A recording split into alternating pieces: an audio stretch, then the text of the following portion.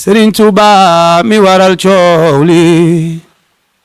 binda ne du faatu de lay bëgg a leeral sëñ Béthio jaamu Sëriñ Saaliw yaarañee waaji ci biir gaañi ñi gëm nañ waaye nag yaaram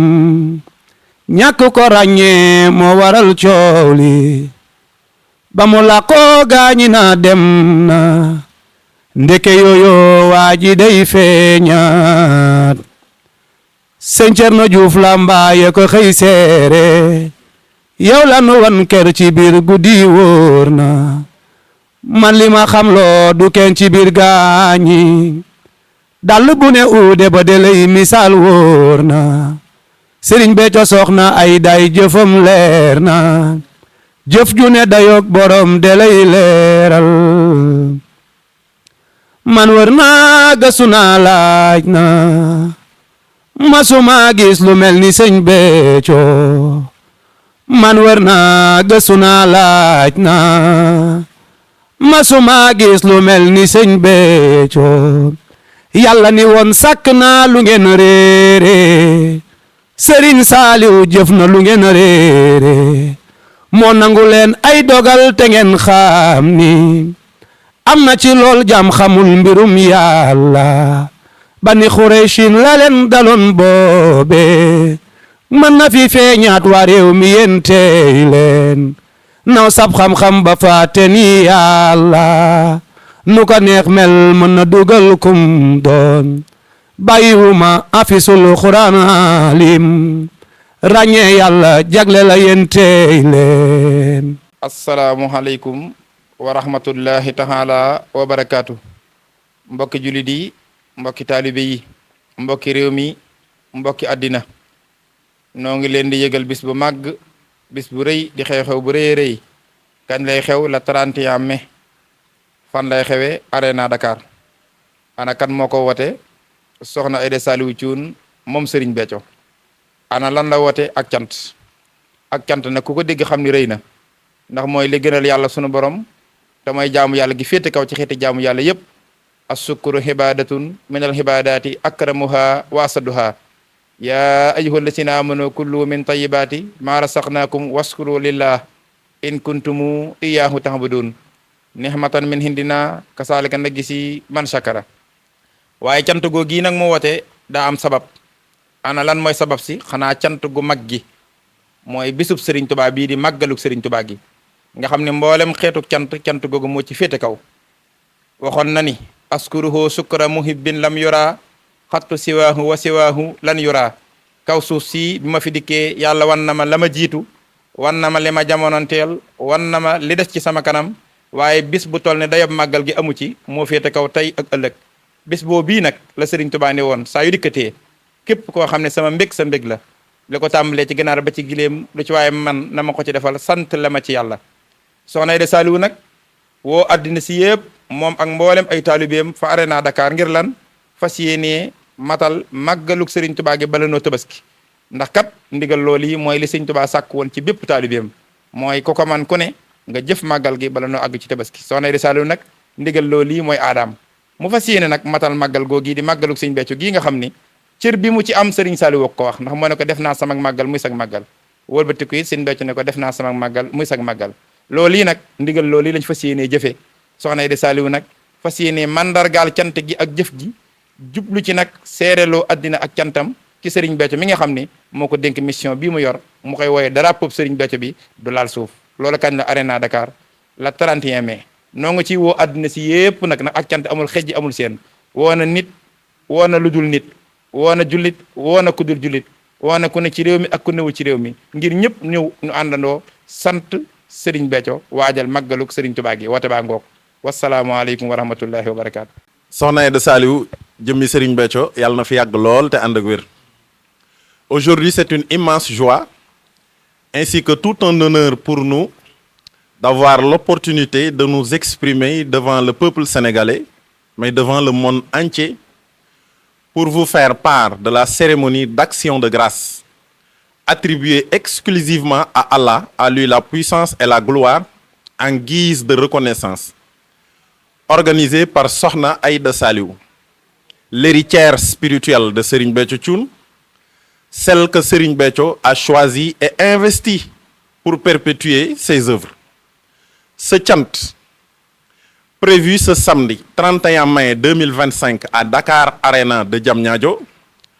a pour but de faire un suivi et une évaluation sur l'état actuel des levées de fonds exactement réalisées pour le Magal de l'année 2025. C'est aussi la date butoir que Sokhna Aïda Saliou a donnée à l'ensemble de ses disciples pour réaliser ce qu'on appelle en wolof le Matal Sas. C'est-à-dire, c'est la date d'échéance que tout taloubé, tout disciple de Sokhna Aïda Saliou a l'obligation de réaliser les engagements qu'il avait tenus pour le Magal de l'année 2025. Vous savez, le Magal a une dimension spirituelle que personne ne peut appréhender. Jahalta seyri fawha hajjin wa jihad wal umra fil ajri wal yumni wa fi kulli rachad. Je cite Serigne Touba, qui dit que le 18 Safar, Dieu a élevé le 18 Safar au-delà du pèlerinage, au-delà de la guerre sainte, wa jahidu fillahi haqqa jihadihi, au-delà de la Umrah, c'est-à-dire le pèlerinage mineur, au-delà du pèlerinage et au-delà de la guerre sainte. Fil ajri wal yumni wa fi kulli rachad. En termes de récompense, en termes de bénédiction, de baraka, et en termes de toute droiture, le Magal est placé en un rang supérieur à toute autre forme d'adoration. À cet effet, chez Sokhna Aïda, les disciples ont l'obligation de célébrer le Magal avant la Tabaski. D'où son fameux slogan Magal Bala Tabaski. C'est-à-dire, chez Sokhna Aïda, le Magal est bouclé avant la célébration de la Tabaski. Il y aura à cet événement des séances de récital du Coran, des déclamations, des khassaïd, des écrits de Serigne Touba, des zikrs, c'est-à-dire la répétition successive du nom d'Allah en guise de magnifier sa grandeur. Il y aura aussi des chants spirituels et ce qu'on appelle la danse spirituelle, en l'occurrence le doukat, à l'instar de Ja'far ibn Abi Talib, ce qu'il faisait devant le prophète, à l'instar de la danse de la population de Médine quand il avait la chance et la faveur de recevoir le prophète alayhi salatu wassalam en chantant Tala al-Badru alayna wajaba shukru alayna. Il y aura des causeries de haute facture animées par des conférenciers de renommée internationale. Je peux en citer Imam Serigne Saliou Samb, Imam universel Serigne Saliou Samb, le grand connaissant, le petit-fils de Serigne Mor Mbaye Cissé. Je peux en citer Djawriñ universel Moustapha Ndoye, qui va assurer la conférence en version anglaise, et tant d'autres imams et connaissants qui vont faire leurs prestations. Il y aura des mets à la fois succulents et copieux qui seront distribués à l'Assemblée sans discrimination aucune, du poulet au chameau. Des mets seront préparés. Donc venez nombreux. À l'occasion de cet événement, Sokhna Aïda Saliou invite de vive voix toute la population sénégalaise, tout le monde entier, sans discrimination, les autorités gouvernementales ou étatiques, à commencer par son Excellence, Monsieur le Président de la République, Bassirou Diomaye Diakhar Faye, son Premier ministre, Monsieur Ousmane Sonko, le Président de l'Assemblée nationale, Monsieur El Malick Ndiaye, et l'ensemble des membres du gouvernement. Sokhna Aïda Saliou invite encore de vive voix toutes les autorités religieuses, toutes les khalifes généraux, les oulémas, les imams, les saints et l'ensemble de tous les autres. Et Sokhna Aïda invite encore à titre honorifique la population de la ville de Diamniadio,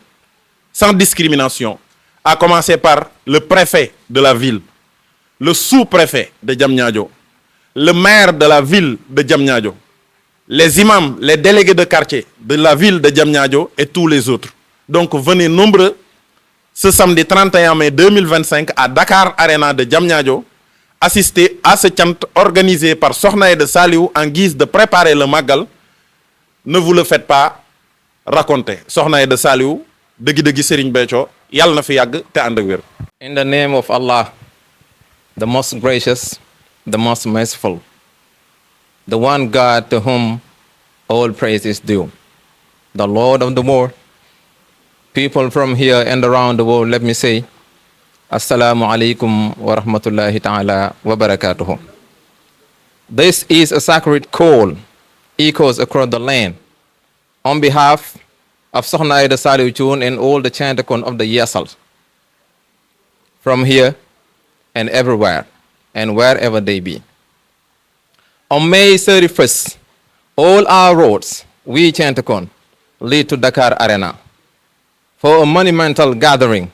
in preparation of the great Magal of Serigne Touba, a day of profound gratitude and spiritual elevation. This special event aims to illuminate the world with the deeper meaning of the great Magal, a celebration of thanksgiving, honoring the historic and spiritual working for Serigne Touba, and celebrating at the same time the spiritual journey of Serigne Touba across the oceans. A journey of faith, journey of gratitude, of peace, resilience, mercy, and divine mission. And for Serigne Touba, the only thing that need and so essential to celebrate this day is to give thanks to Allah. As he said in one of his most distinguished writing, li jada fil bahri bi khayri birri wa rumtu minhu shukuruhu fil barri. As I crossed the water, God has wrapped me in the robe of generosity, in the robe of abundance graces. So now, as I stand upon the dry land, I give thanks to him and ask to him humble the think of gratitude for here and hereafter. In the spirit, Sokhna Aida Saliou Thioune and all the Chantakon community extend a heartfelt invitation for people from here, near and far. That's why we're here today, and we invite you to come and share with us the abundant grace of the chant by the blessed of Serigne Béthio Saliou Borom Mucc gi. We wish a long and healthy life to Sokhna Aida Saliou Thioune and all the door Sokhna Batoor and Sokhna Adja. Serigne Béthio Saliou jërëjëfati. di ko sant jara dem ba biir arena jërëjëfe Serigne Béthio Thioune lii kay war na di ko sant jara dem ba biir arena jërëjëfe Serigne Béthio Thioune lii kay war na cant gaa ngi riir Sokhna Aida ka waral drapeau Serigne Béthio ba waa ngi dulal suuf cant gaa ngi dem Sokhna Aida yi ki ko te drapeau Serigne Béthio Thioune ba ngi dulal suuf